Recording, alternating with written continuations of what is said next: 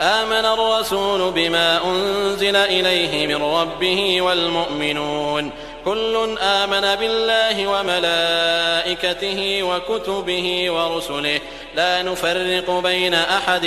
من رسله وقالوا سمعنا وأطعنا غفرانك ربنا وإليك المصير. لا يكلف الله نفسا إلا وسعها لها ما كسبت وعليها ما اكتسبت ربنا لا تؤاخذنا إن نسينا أو أخطأنا ربنا ولا تحمل علينا إصرا كما حملته على الذين من قبلنا ربنا ولا تحملنا ما لا طاقة لنا به واعف عنا واغفر لنا وارحمنا أنت مولانا فانصرنا على القوم الكافرين.